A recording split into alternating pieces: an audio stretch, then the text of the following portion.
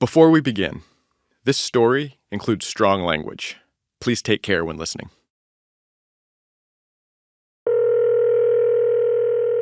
It's a warm summer night in 2018, and there's a strange situation unfolding aboard a scalloping boat docked in New Bedford, Massachusetts. 911 call language emergency. Yes, but he don't got no permit to be on this boat. The caller says there's an intruder on board. And you said that someone's on your boat and that's not supposed to be on the boat? Where at, sir? This is the Crystal Ice dock in New Bedford, Massachusetts. The caller is a fisherman on the Little Tootie, a boat docked for the night along the city's waterfront. And you said it's by the docks? Yes, sir. The call comes in at about 9:30. Some crew members are sleeping. Others are making final preparations for the next day's fishing trip down the Atlantic coast. When suddenly, there's a loud banging on the door, and a frenzied man pushes his way inside. Does he have any weapons on him? Yeah, he has a pistol on the side. He's dressed in all black. His eyes are bloodshot, and he has a gun. Is the person still there? Well, I don't know what's going on. The scene is chaotic, Hold on a moment. and the dispatcher's trying to figure out what's going on. He says he's a cop, but he doesn't have no warrants. The fisherman is telling the dispatcher that the guy on his boat claims he's a police officer. So you think he's lying, he's not an officer? No, sir, but he does have a badge. He says he's a security or something. Around this time, a call goes out to police radios across town. Control to all units. Do I have anybody out at the Crystal Ice dock? We have a male calling stating that he's speaking with somebody who's claiming to be a police officer, but he thinks that this person is lying. Control to Unit 10. Unit 10. 10, could you make your way down to the Crystal Ice warehouse just to see exactly what's going on? 10-4 en route. As police try to figure out exactly what's going on, the message reaches an officer in a nearby patrol car. A male identifying himself as a police officer is breaking into a boat. Here's Mark Raposo. I think at that point, I'm probably already putting two and two together. Immediately, he has a bad feeling because he suspects he knows who might be causing the trouble. A colleague he's spent the past year trying to avoid. A young officer named George Santos. The waterfront is quiet when Raposo arrives. He parks his cruiser, makes his way down to the dock, cautiously steps aboard the boat, and into a scene that defies explanation. And it's George wearing a black Marine SR t-shirt, sweatpants. He's there in his own car. He's got a gun. Raposo's colleague, George Santos, is off duty. And I don't even think he has a radio. What is going on here? And I'm already going, oh man, give me a break. Like, why did I have to be working right now, you know? Dispatch lets the caller know. Okay. Sir, that is an officer. We checked. You said it is an officer? Yes, it is an officer. When Raposo boards the boat, he finds a bunch of angry fishermen shouting over each other. They're convinced that this officer with bloodshot eyes is here to rob them. He just shows up and he just says, I'm looking for drugs. I know there's drugs on the boat. Nothing about the situation makes sense to Raposo. What possible reason could Santos have to be here? George, what the fuck are you doing? What is this?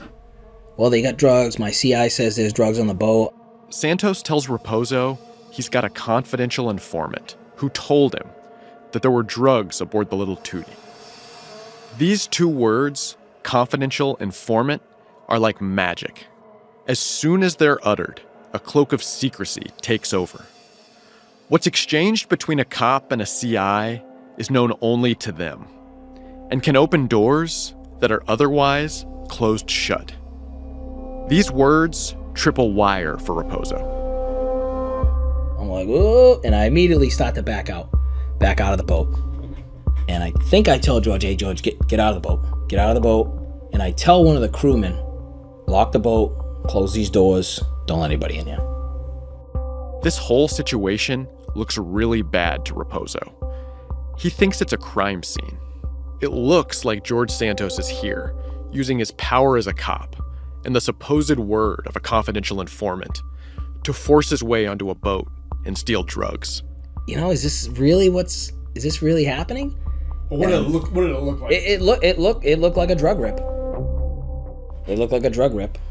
It looked like something out of a fucking movie. A drug rip. Pretty much bad guy robbing a drug dealer. That's what it is. Except in this instance, the bad guy is a cop.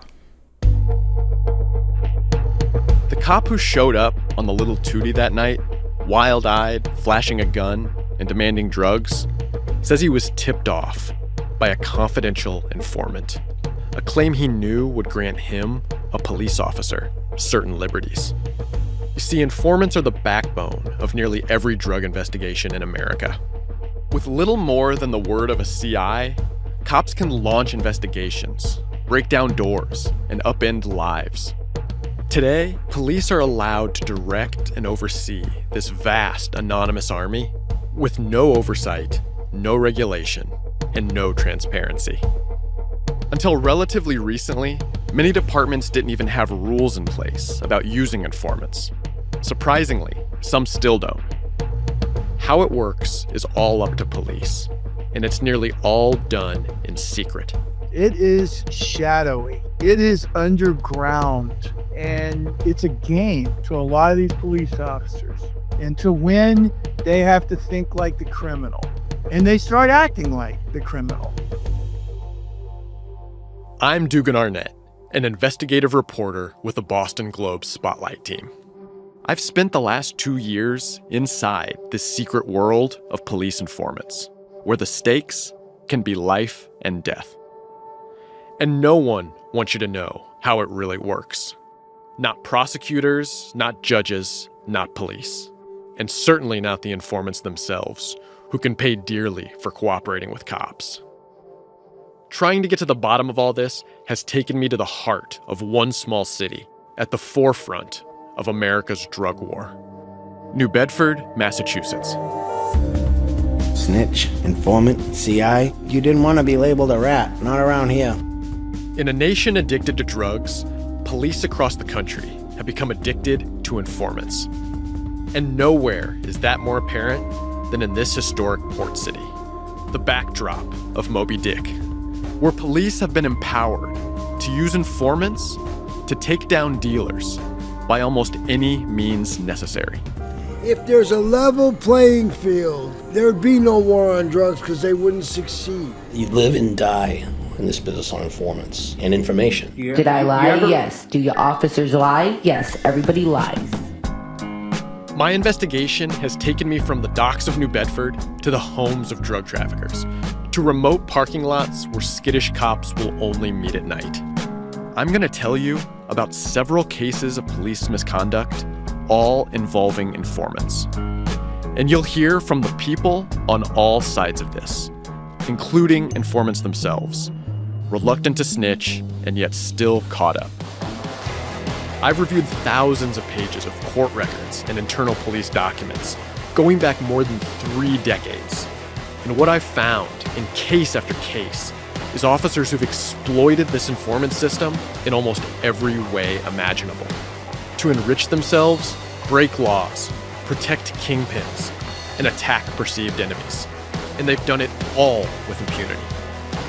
This podcast is an unvarnished, behind-the-scenes look at this clandestine world, where total secrecy has allowed corruption and misconduct to fester. From the Boston Globe Spotlight team, this is Snitch City. Episode 1, Officer Pastillas.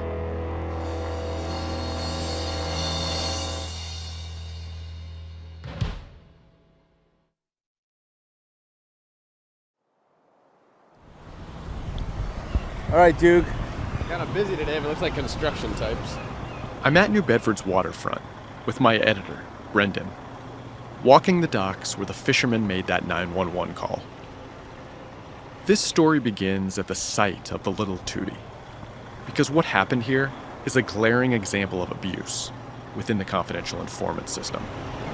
All right, give me a little walk and talk here. We're heading back to the docks, hoping to run into some fishermen throughout the day today and see what we can find out. In many ways, the waterfront is the heart of New Bedford. and Officer George Santos was detailed to the city's Marine unit. This was his territory. His job was to check boat licenses, patrol the harbor, that sort of thing. Beautiful morning, clear sky, it's weird looks from fishing. I've been told that the fishing community here is tight-knit, and that if I want to learn more about Santos, this is the place to start. Mind if I take this thing? No, go ahead. He can follow me.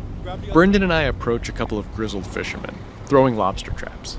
So, for those who don't understand or know New Bedford, how important is the industry? How important are folks like you to the city, to the state, to the country? Well, New Bedford is the largest producing fishing port in the entire world. He tells us he's been fishing here for 50 years. What are you piloting today, or? A boat named Max and Emma, a 90-foot steel offshore lobster and crab boat. New Bedford's fortunes have always been tied to the ocean. If you know anything about the place, it's probably that it was once the hub of the whaling industry. And in the 19th century, that made it one of the richest cities in the world. This is where Herman Melville set off on the whaling voyage that inspired Moby Dick. Today, New Bedford still has an old world feel, with cobblestone streets running through the city center. There are fish houses lining the waterfront, and the scent of briny ocean air is hard to escape. The city's fishing port still brings in the most valuable haul in the country. But few people here actually perceive that, and the city can feel a little down on its luck. Drugs are a big problem. Yeah. How many clinics they got in the city? Yeah. And you've noticed that, you've seen that play out at the docks. Yeah, absolutely. Yeah. The reason I sold my boat, I was in Westport Point. We couldn't get no help. I had to get rid of at least 5 or 6 different American kids because of drugs. They can't show up. They don't show up on time. If they show up, they're screwed up. In this city of 100,000, overdoses are routine. The local drug court is one of the busiest in the state. It seems like there's a bit of a pill problem in New Bedford. I mean, a little bit? Yeah. A little bit? Epidemic. Yeah. Bad. Real bad. Bad. Everywhere you go. The search for drugs, and especially pills, draws a lot of folks to the docks. Santos included. I don't know the officer name, but the nickname is the people. He said pastillas because he all time looking for drugs. You know. Yeah. He has told me like 2 times. He said, "Hey, I'm looking for drugs, man. I'm here for a job." You know. This fisherman, Tony, says he's had multiple run-ins with Santos, and that everyone down here knew the officer by a nickname: pastillas, pills in Spanish. He stopped you. Everywhere.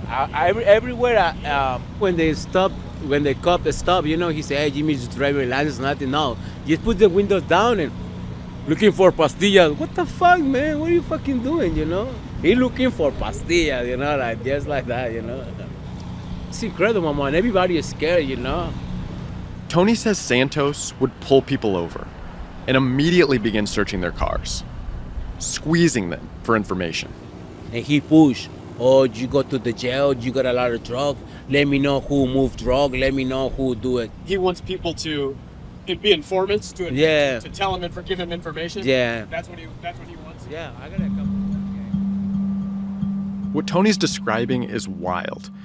Santos stopping people without cause, searching them for drugs, and then pressuring them to become informants. But he wasn't a drug cop, and cultivating informants wasn't part of his job description. When I first came to the story, I had the same sense of how police use informants that you might. They build relationships with people who are supposedly in or close to the drug trade and offer them a pass, a plea bargain, occasionally a few bucks, in exchange for information. Now, more than 50 years into America's war on drugs, law enforcement's reliance upon confidential informants has become nearly absolute. Still, it's not supposed to look anything like what Santos was doing. George Santos was a local kid. He attended the city's vocational high school. He's short. In photos I've seen, he's got round cheeks, a bit of dark stubble, and a sweet smile. People who know him say he's friendly, hardworking, if a little unpolished. One story I heard sticks out to me, that as a police cadet, he sometimes had to be told not to wear sweatpants to work. But as an officer, Santos quickly got a reputation. Other cops were wary of him. Some kept their distance, including Mark Raposo. You know, George is a street guy, reputation as kind of a reckless and wild guy. He made a lot of contacts on the street. Made a lot of brazen, bold moves on the street. Chased people into houses. Searches. Extraordinary amount of vehicle searches. Before his life collided with Santos, Raposo was part of New Bedford's police Marine unit. A dream job. When I got the job, I was ecstatic. I loved being on the water. I loved everything about the job. The boats, the waterfront, the people, the fishermen. The best job in the department, in my opinion. Working on the Marine unit was pretty straightforward. Maintain relationships with fishermen and boat owners, and provide security on the docks. You get to ride around on boats in the summer. You get a take-home car. You're diving. You're not dealing with... you're dealing with some fishermen, but you're not dealing with very difficult people. That job was a prize. But it also required a lot of training. Diving certifications, Coast Guard licenses, years of experience. Qualifications that George Santos didn't have. So, to my surprise, when I start hearing George's name being floated around, I can't even really believe it. He doesn't know how to run the boats. He doesn't dive. He doesn't know anything we do down there at all. Nonetheless, Santos gets the job. And almost immediately, there's fireworks. One night, after a training exercise on Martha's Vineyard, a bunch of cops go out for drinks. Raposo says he watches Santos try to pick a fight with one of the police instructors. And the worst of it all is we're wearing shirts that say New Bedford Police. Like, what the fuck are you doing? We're not even in our city. We're guests over here. What are you doing? Santos gets sent back to his hotel room. And from there, he calls Raposo, screaming and threatening to tear the hotel room apart. Now I'm nervous now because he's in there. My gun's in there. And he's hanging out of our hotel room window screaming, "Suck my dick," loud. Like loud. Their boss, the Marine unit supervisor, is there too. So Raposo expects some kind of fallout the next day. I thought that was it. I said, hey, well, he's done after this. There's no way. He's not going to be able to stay here. But there are no consequences. And this wouldn't be the last time police higher-ups let things slide when it came to Santos. Raposo says that's because the department valued one thing above all else: stats. Car stops, citations, arrests, these numbers are the lifeblood of modern policing. They make for good headlines, lead to promotions. Bosses can point to them to show they're getting results. And in New Bedford, nobody could fill a stat sheet like George Santos. He was constantly among the department's most active officers. Supervisors raved about his work ethic. His numbers were written up in the local news. The only reason George was there is because they look at a piece of paper, and if those numbers are high, that's it. It doesn't matter the baggage that you bring. Nobody cares about what you did or what rules you bent to get them. At that point in time, that would put you on the top. Bring it numbers. Many officers told me what Santos really wanted was to be a drug cop. And he tried to turn his cushy Marine unit gig into just that. Searching for pills, squeezing people, and trying to build up a stable of informants. He would mention that he was always working to cultivate informants because his real goal was to get into narcotics, but they would never take him there. Drug cops are encouraged to develop informants, and they do this by finding people who are on the outs and forming a relationship. Of course, it's largely one-sided and fraught in a lot of ways, but still a partnership, one that's shrouded in secrecy. In theory, this protects informants and their identities because it's dangerous to snitch. But the secrecy has another effect. It leaves the role of police and the rules they play by completely unknowable and opaque to anyone else. Trust me, I tried. The Globe requested information about informants from every law enforcement agency in the state. We weren't asking for names or identifying information, but basic things. How many do you have? How much do you pay them, if at all? And a number of the 400 or so agencies just didn't respond. New Bedford was especially resistant to my questions. For over a year, I requested records that are supposed to be available to the public. Time and again, the department delayed or didn't respond at all. New Bedford's city attorney got involved. Then the Globe's attorney got involved. We're still battling with the city over the records, but we're using some of the ones we did receive to tell this story. All told, this secrecy makes accountability almost impossible. Raposo says it was this lack of transparency that enabled Santos to get away with everything. There were CIs who were even reporting this stuff back to certain people, and still nothing was getting done. CIs that were telling guys in the drug unit that this kid is doing stuff that he ain't supposed to, and it just carried on and on and on. Around this time, another person was watching George Santos become increasingly erratic. A fisherman named Freddie Loya, who's been coming into New Bedford's port for nearly 35 years. I was born in Texas, raised in Mexico. 91, I got here into Massachusetts. Freddie's a jovial guy with long salt and pepper hair. He's also captain of the Little Tootie. Tell me about the first time you encountered Pastillas. Honestly, he was polite and he didn't have no reason to pull us over, you know. So he explained to me I'm kind of on a task force to combat all these opioids and pills, the smuggling and dealing, you know, like he was doing a good thing. At first, Freddie was glad to hear that someone might actually be doing something about the pill problem plaguing the docks. But then Santos pulled him over again and again and again. So it got to the point where if we be here for a week, we get pulled over for four times on a week, you know, trying to search for drugs and pills. And one afternoon, it all comes to a head. He pulls me over. Oh, you know the drill. We gotta check the car, you know. So he still checked the car. He said, "You're okay. You can go." Santos doesn't find anything and sends Freddie on his way. But soon after, Freddie's son-in-law, who was in the truck with him, notices something. There'd been a bottle of prescription pills, Adderall, in the truck, medicine that Freddie's wife had legally. And now it's missing. I said, "What? No, he didn't." "Yes, he did, Freddie. I saw him." So I opened the middle compartment and checked for the pills. The pills weren't there.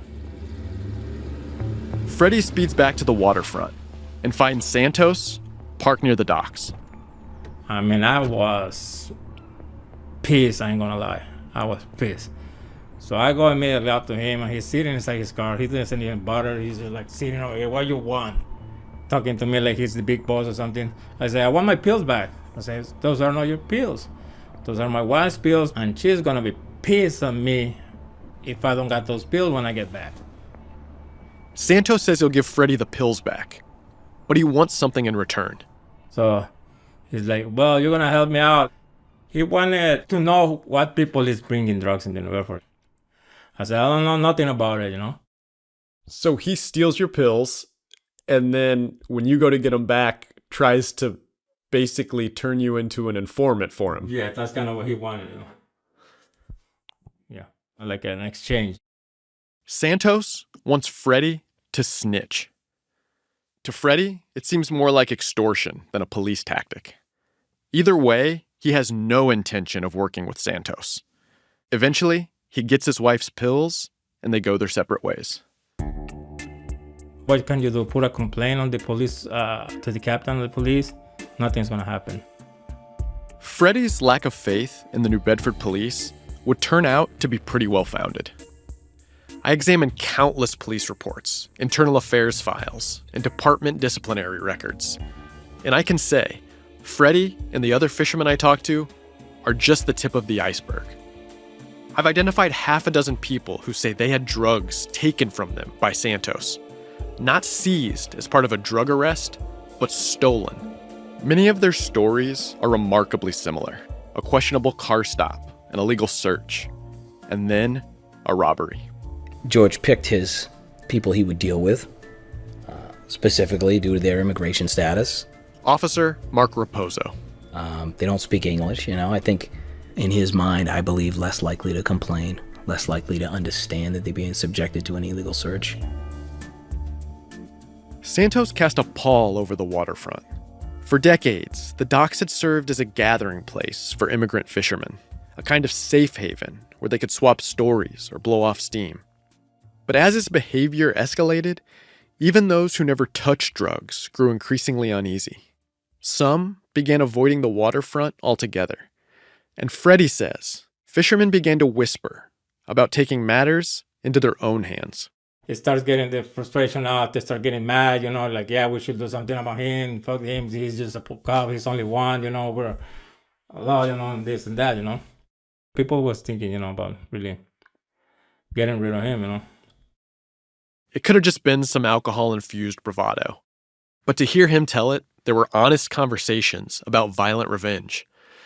And around this time, early one morning in September 2017, there was a suspicious fire at Santos' home. His Crown Vic, the front of it just caught on fire. It was early in the morning, 4, 5, 6 in the morning. George Santos's take-home cruiser was on fire. Authorities said the blaze was likely caused by an electrical issue or equipment failure. But Raposo and a bunch of current and former officers I spoke with don't believe the official version. He ruffles so many feathers that someone lights his cruiser catches itself on fire in front of his house.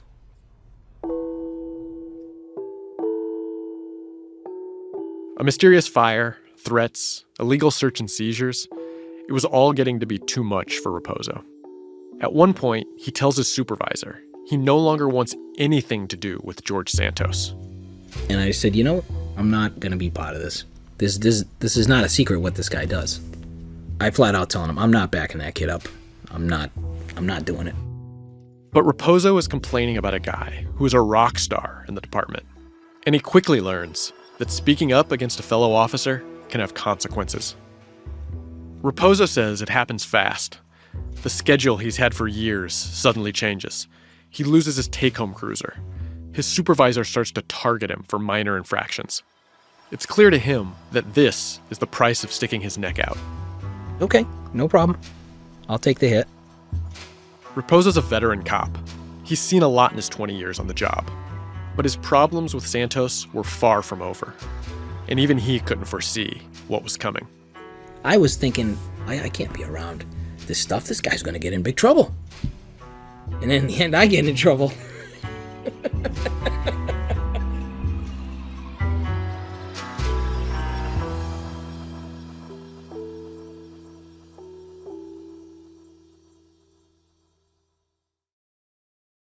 The night of the 911 call, aboard the Little Tootie, in summer 2018, that's when the stories of George Santos, Mark Raposo, and Freddie Loya converge.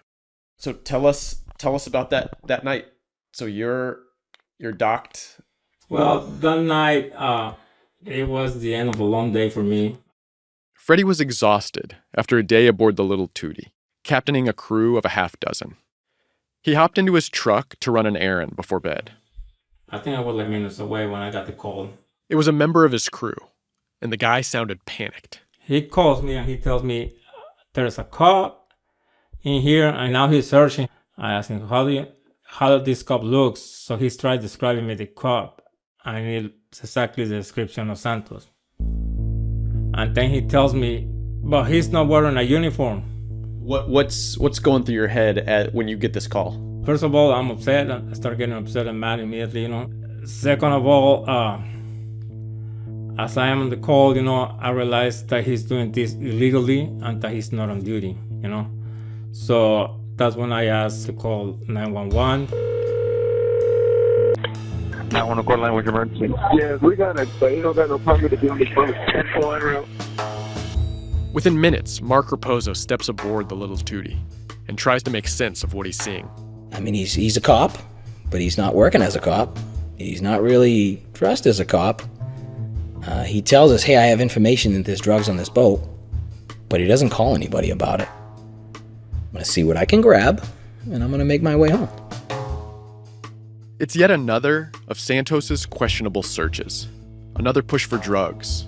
Vague talk about informants. But this time, Freddie's certain that Santos has taken it too far. As he races back to the boat, He slams the steering wheel. He's elated. Oh, I finally got you, motherfucker. Yeah. Yeah, I'm never gonna forget that. Never. Yeah, finally, he made that mistake that I was kind of waiting, you know. Yeah. Despite all the chaos and tension aboard the boat, the encounter on the Little Tootie ends pretty anticlimactically. Raposo coaxes Santos from the boat.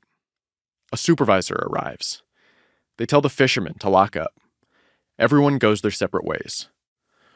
Raposo returns to the station and tries to tell a sergeant what he just witnessed.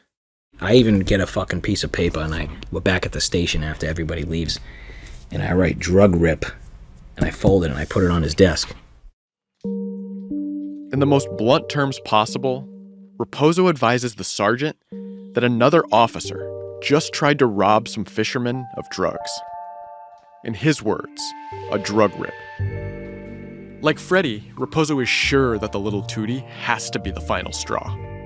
Both of these guys, each terrorized by Santos in their own way, think this time police can't ignore Santos anymore. And they were right. This is an administrative interview taking place at the Office of Professional Standards of the New Bedford Police Department. Subject of this interview is Officer George Santos, and he is accompanied by representation, Mr. Andrew Gambasini. Could you state your name for the record, please? George Santos. I got my hands on the internal affairs file, as well as recordings of some of the interviews, including this one with Santos, where he struggles to recall even basic details. I can't recall now. I mean, I've been under a lot of stress. Understandable. Financially, everything going on at home. Mm-hmm. I mean, to expect me to remember every detail. That's why we're just asking. Okay. I've read a lot of internal affairs reports from many different police departments, and they all tend to follow a similar pattern. But the 230 pages dedicated to George Santos and the Little Tootie are unlike anything I've ever seen. And what quickly becomes clear with each new interview is that the department's George Santos problem extends far beyond a single night aboard a scalloping boat. I'm familiar with Santos outside of work, so I kind of know his behaviors. So I kind of figured that it was something that I would suspect for him to do. Caitlin Sylvia was working 911 dispatch when the call from the Little Tootie came in. I mean, it's not a call we get every day. It's never happened before, so I would say I hope to never come across it again. At first, it was frightening. I mean, we didn't. She tells police she immediately had an inkling that Santos might be involved, because by then, she'd already had some troubling experiences with him. Just coming over the radio screaming, and then when you try to raise him, you can't get him, and you have no idea where he is. She's not the only one who tells police about his misconduct. A half dozen fishermen also come forward, saying that Santos took their drugs. Some said they were harassed, searched illegally, and almost all say there are other victims, people who are too nervous to speak up. State your name for the record, please. Michael Roussel. And Michael, you also... Investigators also interview a former police officer who now works security at a hotel where a lot of fishermen stay. Michael Roussel tells police that Santos was illegally searching hotel guests. They told him he could not be bothering our customers like that. Roussel says he repeatedly heard stories from fishermen about a rogue cop obsessed with pills. What I was told by the guys was that he was stopped them, asked them if they had drugs, if they had pills. Do you have pills on you? And if they had pills on them, he would take the pills, give them back a couple, keep the pills. Even a couple of them had coke and heroin. He gave them the coke and heroin back, and he kept the pills. No arrests, no charges.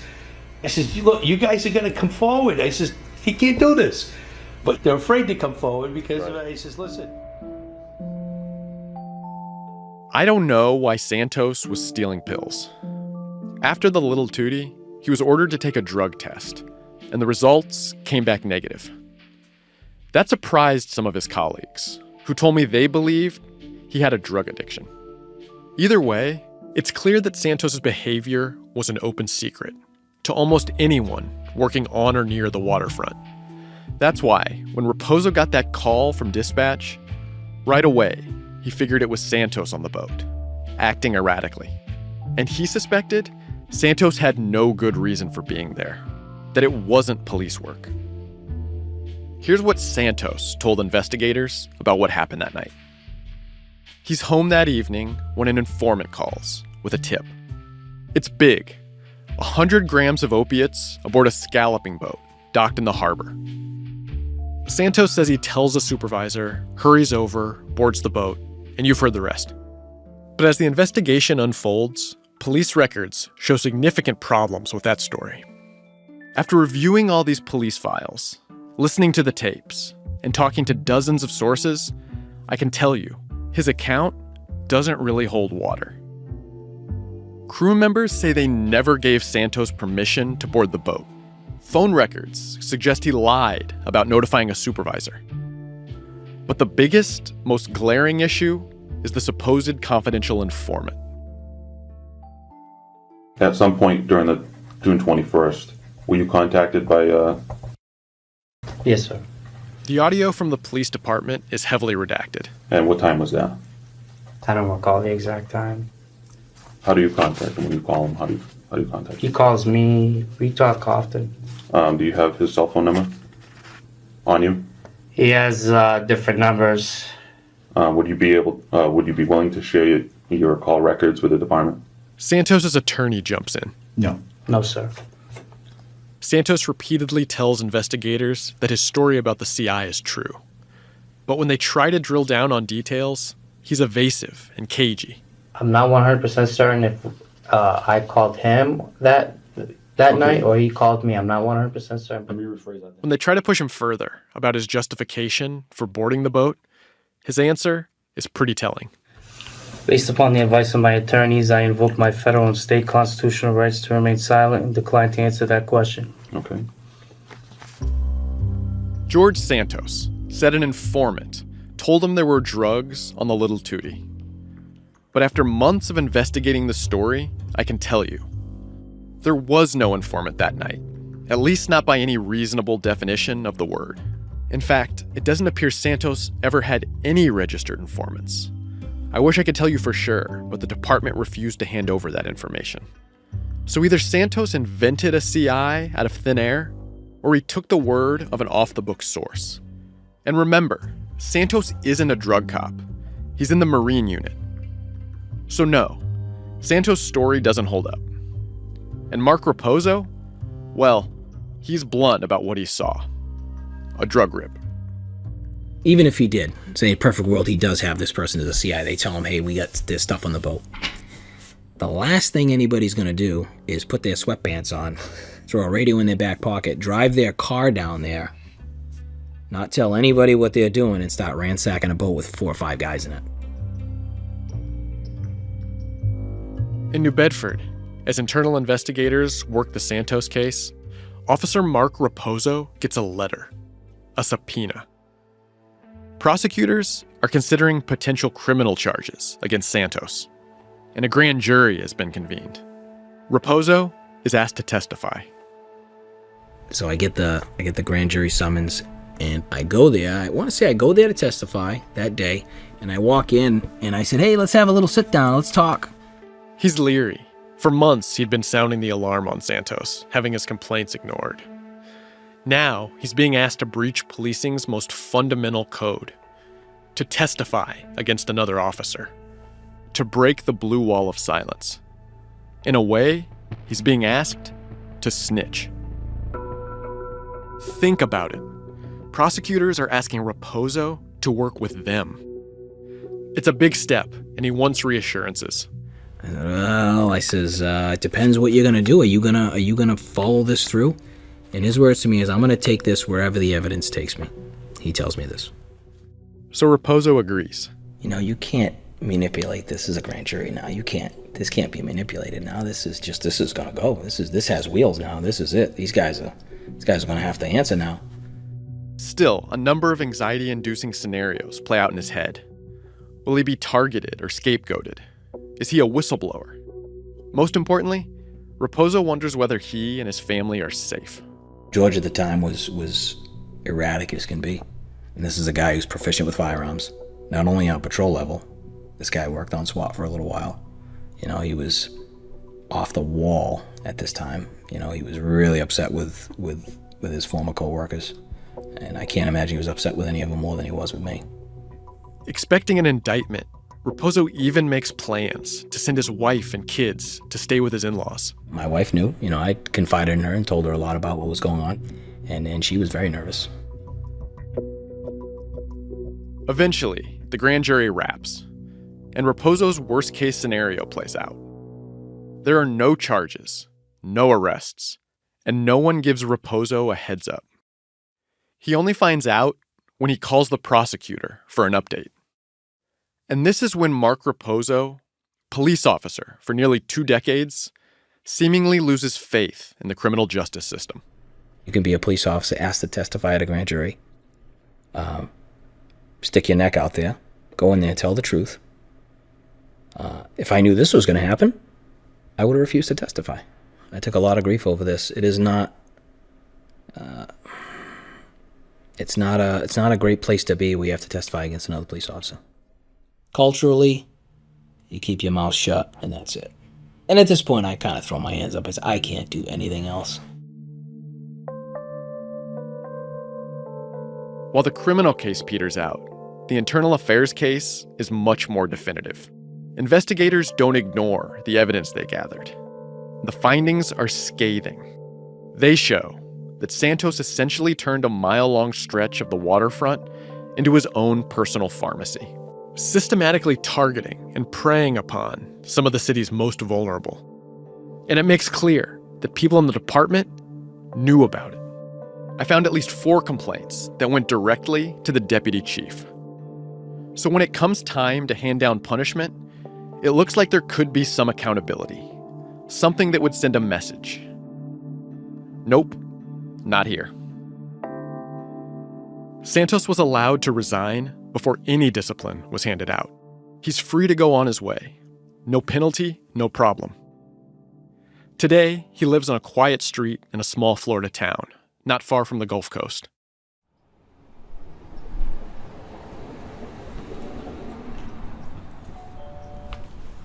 Shortly before wrapping this podcast, I knocked on Santos's door. Hi, George. My name's Dugan Arnett. I'm a writer at the Boston Globe newspaper. He answered the door in sweatpants and a t-shirt. He was soft-spoken and polite. He invited me in, and we chatted for a few minutes. I told him what would be in the story, and he made clear that he didn't want to comment at all. The New Bedford Police Department wouldn't make anyone available for an interview. In response to my written questions, they emailed a statement. It said that these allegations have been, quote, investigated to resolution and made public, or lacked a credible basis to pursue further investigation. The department also pointed to a 2023 audit with roughly 90 recommendations, including 2 generic ones related to the use of CIs. One recommends that officers be aware of the informant policy. As for Mark Raposo, after the Santos court case collapsed, things get complicated. I'll tell you, they made my life pretty hard over this. They took years off my life with this. He feels ostracized by other officers. The bosses change his job duties and his work schedule. And it's impossible for him to see it as anything other than retaliation. The most upsetting thing was the people who were leaders during this that let this all ride. I mean, George is one thing, but to have my supervisor, have the deputy chief of police brush these concerns off, a DA's office brush them off, and then on top of it, I get removed from my position. It was pretty disheartening. Not long after the grand jury and IA cases peter out, it occurs to Raposo. There's one last option. One more call he can make. Did you have to sort of talk yourself into making that call? Like build yourself up to it? Yeah, because what I figured was, hey, I'm now going to have to go on the record with a federal agency, and I'm going to get fucking fried. The FBI is his last hope. He's on a side job at a shipyard. He finds a quiet spot, pulls out his cell phone, and dials. I make a call to the Lakeville FBI office. I talk to a female FBI agent, give her my info. It's some issues in New Bedford. I'm a police officer. My editor, Brendan, is with me for the interview. Did you say exactly what the issues were?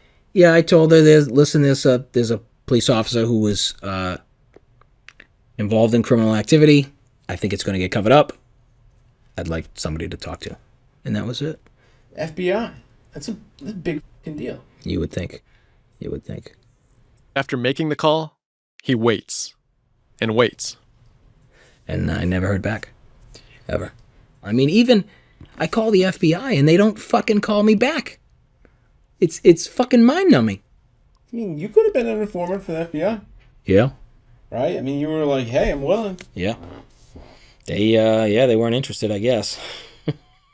I reached out to the FBI for comment. They said, quote, as a matter of long-standing policy, we cannot confirm or deny the existence of investigations. Mark Raposo took a huge risk talking to me, going on the record with his name to speak out against the police department where he's still employed today. It's in the interest of the leadership to keep it quiet. They don't want that brought to light because it casts the negative light on the department. I don't know. He doesn't know what kind of consequences he'll face when this comes out. Because I know that these guys always pay you back, and they're not known for the upper echelon that are involved in this. They're not known for letting things go. If the saga of George Santos sparked even a hint of departmental soul searching, I haven't found any evidence of it. In fact, I found a lot of other cases like this in New Bedford, involving many of the same players. And it goes all the way to the top of the department. Mark Raposo is not the only one who's tried to get the attention of the FBI. The feds know a lot about the police department's problems and alleged misconduct, and you're going to hear all about it. But first, I'm going to tell you about an informant whose life is in danger right now. We heard you was working with the police and shit. Now you gotta get the fuck up out of here. You're gonna get stabbed. He trusted New Bedford police, and they burned him. Now, he's cowering in a prison cell. I'm so stressed out, dude. I mean, you're the only number I can call. I'm so stressed out. I'm going to tell you his story next.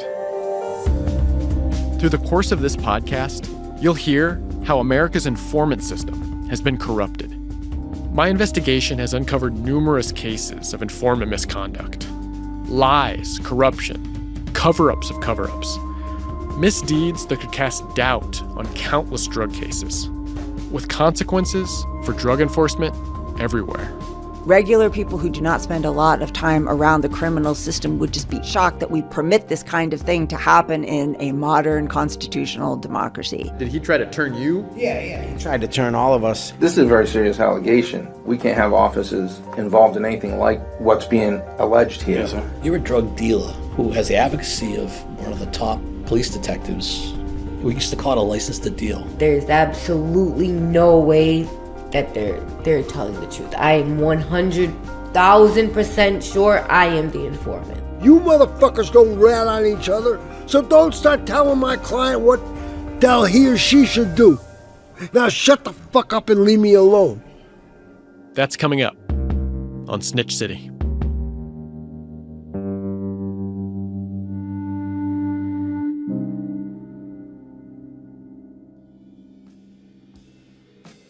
Spotlight Snitch City is reported and hosted by me, Dugan Arnett. Additional reporting by Andrew Ryan and Brendan McCarthy. The podcast is written by Max Green and Kristen Nelson, along with me and Brendan McCarthy. Max Green is senior producer. Executive producers are Spotlight editor Brendan McCarthy and Kristen Nelson, the Globe's head of audio. Additional editing and support from Gordon Russell and Kathleen Goldar. Thanks also to Taylor Dolvin for her help translating on the docs. Nancy Barnes is the Boston Globe's executive editor. Sound design and mix by Steven Jackson. Episode artwork by Julian D. Paulson. Art direction by Ryan Huddle. Podcast visualization by Olivia Yarvis and Anush Elbakian. Heather Cyrus is the audience editor. Tim Rasmussen is visuals editor. Legal review by John Albano. Fact-checking by Matt Mahoney. Marketing support for this podcast comes from The Podglomerate.